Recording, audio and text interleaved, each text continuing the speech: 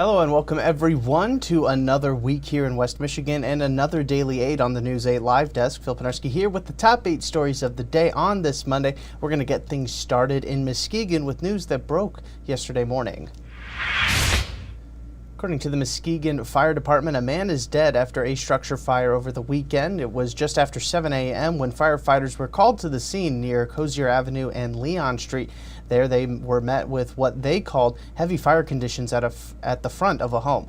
Firefighters entered the home after a neighbor told them that the homeowner's truck was parked outside. The 70-year-old man was later found on the hallway floor of the home. Life-saving measures were attempted, but the man was later pronounced dead at the scene. At this time, the man's identity has yet to be released, and the cause of the fire is still being investigated by local law enforcement.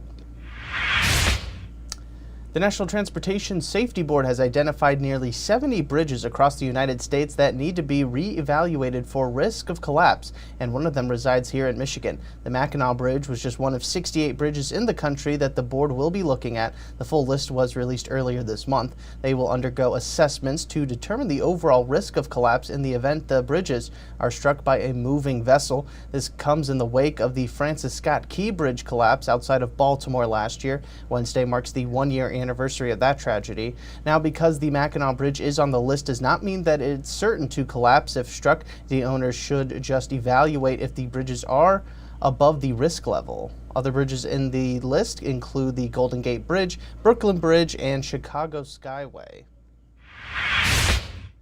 The Polish Heritage Society of Grand Rapids is looking to help honor the life and legacy of not only a local boxing champion, but a local community champion as well. Stanley Ketchel, formerly known as the Michigan Assassin, was one of boxing's forefathers. During his peak, Ketchel had a 39-fight stretch where he did not drop a decision in the early 1900s. He also took on boxing great Jack Johnson when the heavyweight champ had difficulty finding opponents. Ketchel died in 1910 at just 24 years old, and a monument was dedicated in his honor in 1912. Now, more than 112 years later, the space at Holy Cross Cemetery is in dire need of repair. That's where the Polish Heritage Society comes in. The group is looking to fix a giant crack in the monument's concrete base and discoloration, as well as some other issues with the monument. It's expected to cost about $2,000, and thankfully they met that monetary goal last week. The group says that they plan to start work to fix it as early as this week. And what a weekend for sports as March Madness continues, and both the Michigan Wolverines and the Michigan State Spartans made their way to the Sweet 16. The Wolverines had to hold off UC San Diego in the first round and had an easier time against Texas A&M on Saturday. They now get to face off against the #1 overall seed in the tournament in Auburn. The Spartans, on the other hand, the second seed in the South Quadrant, got past Bryant and New Mexico over the weekend and will now take on the Ole Miss Rebels, who are fresh off a dominating victory over the 3-seeded Iowa State Cyclones. The times for these matchups have now been set for Friday. MSU will play just after 7 p.m. and the Wolverines will tip off just after 9:30 p.m. local time. If both the Spartans and Wolverines win on Friday, well, then they will face off against each other on Sunday with a berth in the Final Four on the line. Here's hoping that the basketball gods love rivalries just as much as the football gods. And sticking with the sports trend, a local nonprofit is looking to make sure everyone knows that the sport of hockey is for everyone. The West Michigan Special Hockey Association brings kids and adults with disabilities together to hit the ice on Sundays and experience the game that they love. High school and college athletes actually volunteer their time to teach and play alongside these individuals at Patterson Ice Center. Our very own Byron Tollefson got to spend the afternoon with the group yesterday and see how this league was improving these people's lives in a fun environment. You can find that full story right now over on our website, woodtv.com, and you can also find out how to join the league if you're interested as well. And happy Oberon Day to all who celebrate, and the celebration is happening down at Bell's Brewery today in Kalamazoo.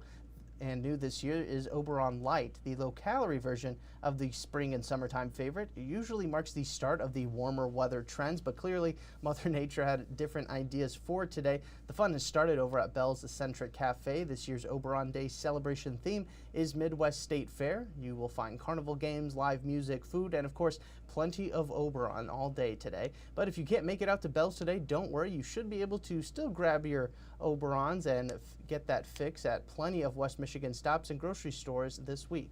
Now let's step aside now and get you a look at your forecast for today. Here's Storm Team 8 meteorologist Matt Kirkwood. Well, this is going to be a spring day that's going to remind you of the season previous. It's going to feel and look more like winter out there. Air of low pressure moving through the Straits area is going to kick off into Canada. On the backside of it, trough moves through, and that's going to enhance the snow showers today, especially during the morning hours. Temperatures remaining steady right on through the rest of the day. I think in Grand Rapids, about a half an inch to inch is possible. Notice that sunset time closing in on 8 o'clock. Good to see that. Winter weather advisories, probably not great to see that. Up around Oceana County, Newaygo County, Mecosta County, and points to north, 1 to 3 inches of snow expected there. Again, most of it during the morning hours. So feeling more like winter today, but a gradual warming trend. And midweek looks dry. Start to really feel those warmer temperatures arrive on Thursday. Boy, it's a big question mark for this upcoming weekend. Forecast models have a warm front kind of draped right over lower Michigan, and it just depends on that location. It's going to make a huge difference in those temperatures. So don't be surprised, some changes, at least some tweaks for this weekend in terms of the temperatures, but it does look occasionally wet. All right, thanks, Matt. We end things today with a new way to explore the city of Grand Rapids. A new interactive experience called City Games transforms the city into a giant board game. The game, which is free to play, offers a variety of challenges like scavenger hunts, riddles, and selfie safaris that are linked to spots in Grand Rapids and also events as well that are happening inside the city. It's ran through a smartphone app that you can download. News 8 got the chance to speak to the founder of City Games, who said that he wanted to give people a chance to not only explore Grand Rapids, but have fun while doing it. The first season of City Games began this past fall with about 200 players joining in on the fun. The new season will continue through May 4th. It's easy to join, and we have all that information you need right now over on our website, woodtv.com.